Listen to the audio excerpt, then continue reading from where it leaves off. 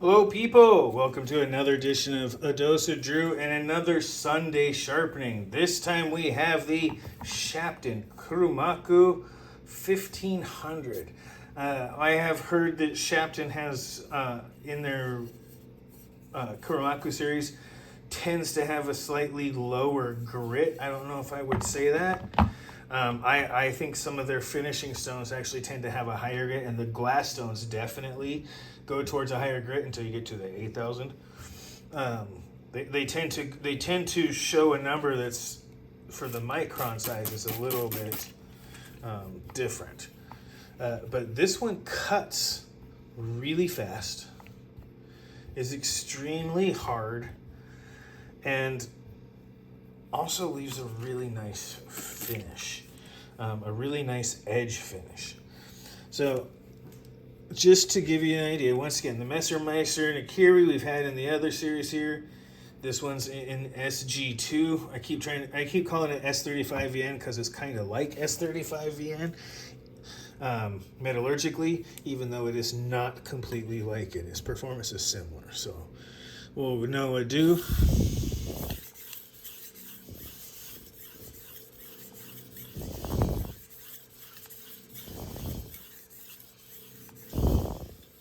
so you can see a little bit of swarf building up already.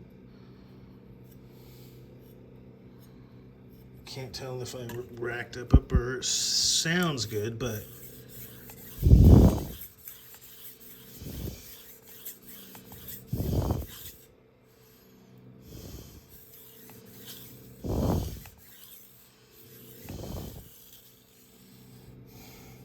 another quick.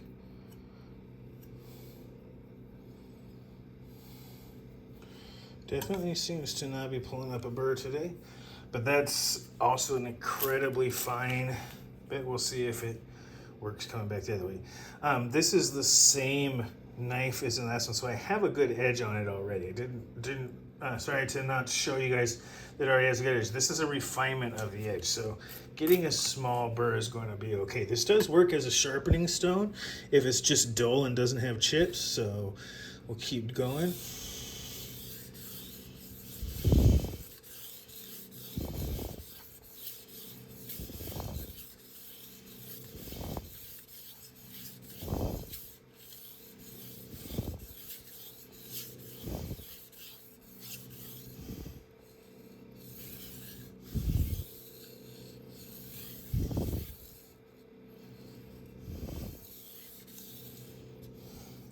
So if you guys are noticing, the swarf builds up fairly quickly after just one or two passes, and it stays on the surface quite nicely. Yeah, there's definitely more of a burr on this side now that you can feel, which means it's taking the side.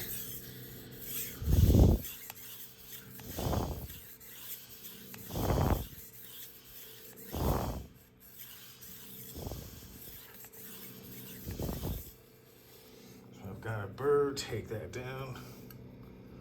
No burr. Be careful of the edge, Andrew. Alright. So definitely got a nice little bit. I am only watering out of habit. That's actually keeping a lot of nice surface moisture.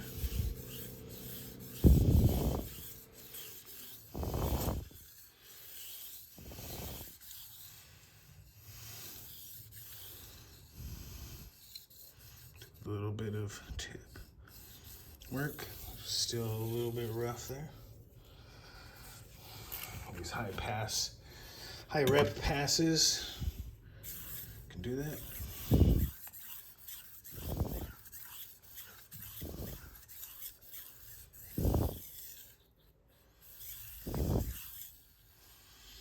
That one sounds smooth on both sides. So I'm going to go back to this one.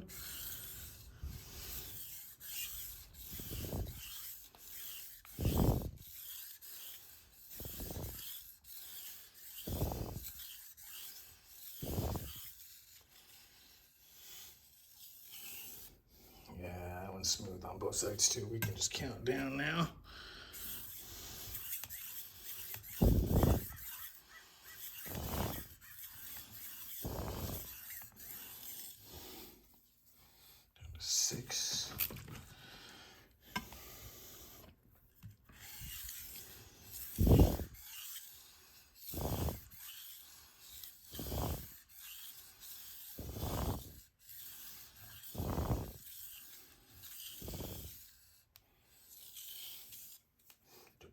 back pass that one.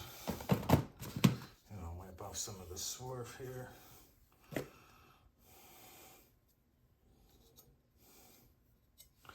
Still able to get a little bit of a burr with that many passes, so.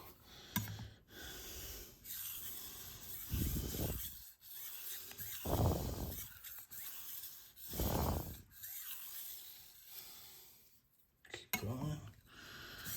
That's pretty good though.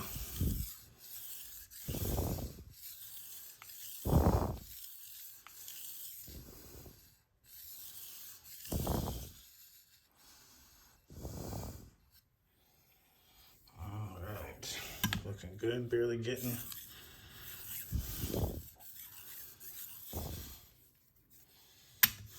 Getting dry here.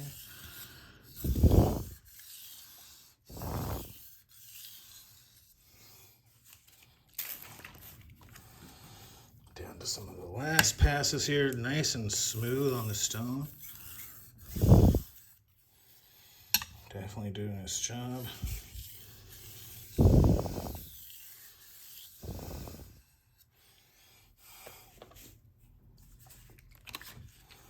Polish down to just front strokes only.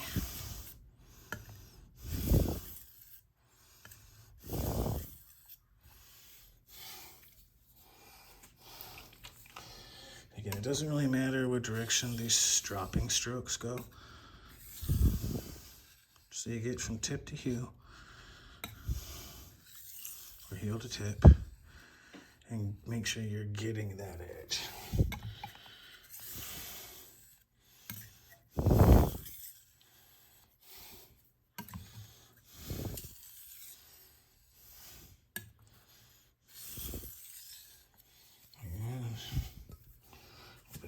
For the single strokes to keep the swarf loose. This is not a thirsty stone, I'm just wiping a lot of it off.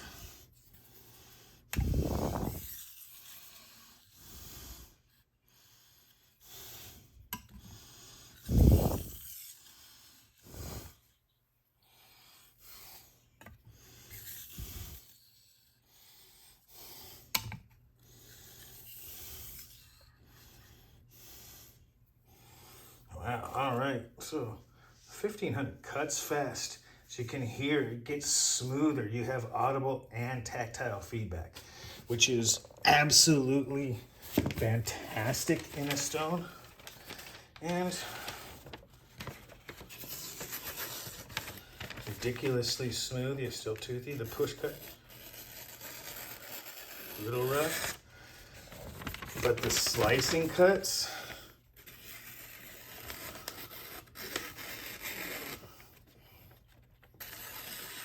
wickedly smooth.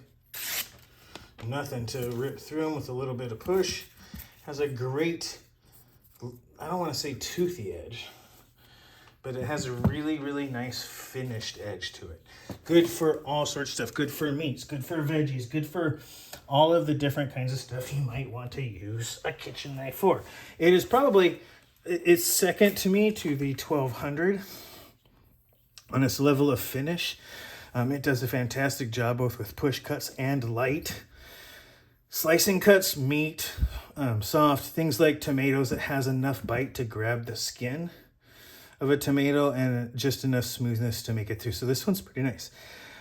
We'll move to the next one up in the progression, partly to go through and partly because I'm not using this so much for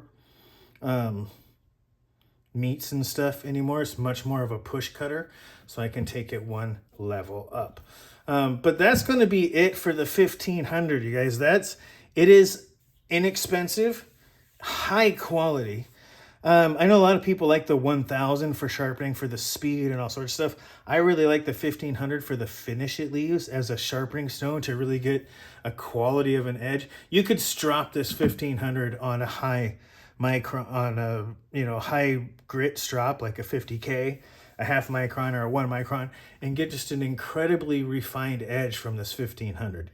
You're looking at something that's like a 1 micron strop is going to be about a 1 to 8 size. That would do a really good job of refining that edge a little bit with a little bit of stropping And any half micron or anything like that would be even better. Like you could take this to some green chromium oxide and it would, couple of swipes and it would be just very well refined and very nice.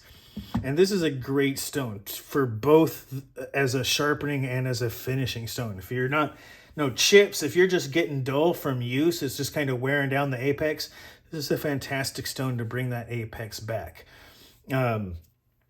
It does cut fast. I would say it's probably somewhere between a 12 and 1500 in what I would consider normal grit. It's a little bit higher than the King 1200 as far as smoothness, but not nearly as much as you might think. And it does an incredible job of maintaining. It's not so much that it's friable, but its grit spread is just the right type to get a really nice edge. It does leave a really nice edge for kitchen knives. I have to admit a little bit of bias on the 1500 because it is closer to the 1200 than the 1000s I've tried.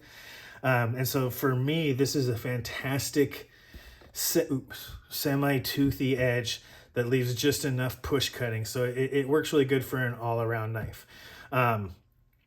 Something like an 800 or a 1000 or even the 600 then stropped might be better for something like meat or softer stuff where you have to do it, but something like cheese, veggies, or anything where you're push cutting a lot, you'll want to go to higher grit. The closer to mirror polish you have for push cutting, the more push cutting you do, the better mirror polish is going to work for you, generally speaking.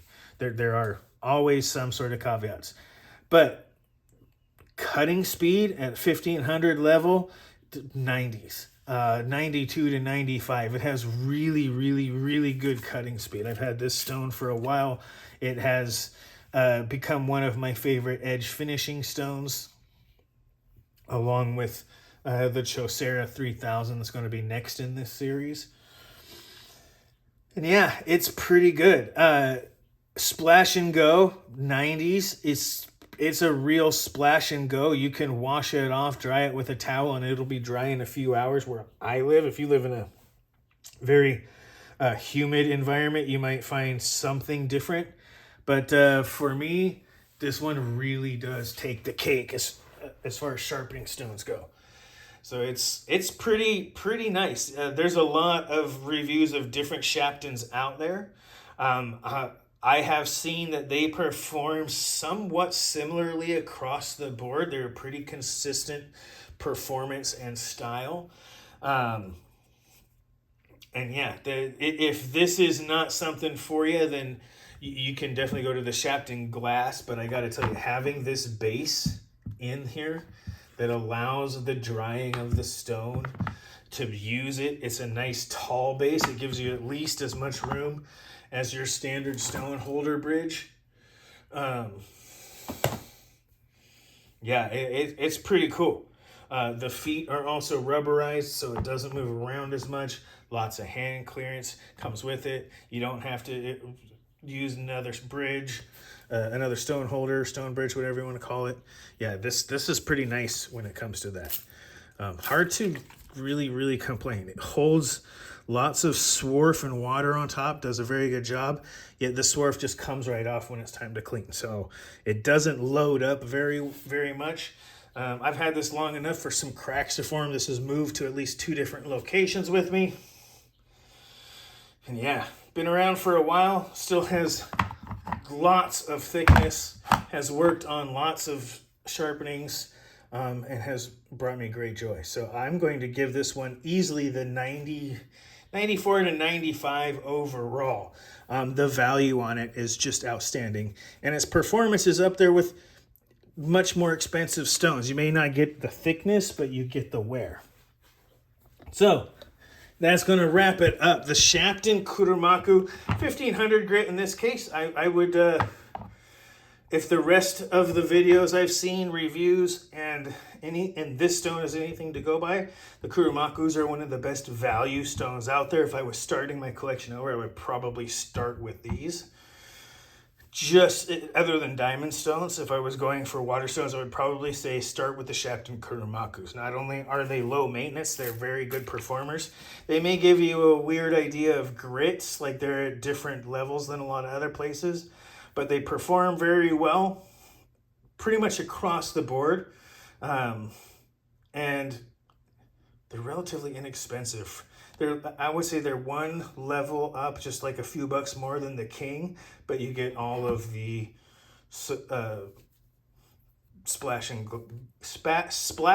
go glory of the Shaptons. So go ahead, man. Take this video, watch it twice, comment as much as you like. Be mindful of side effects. Remember to like and subscribe. This has been your Dose of Drew. I am said Drew. You guys have a great rest of your night.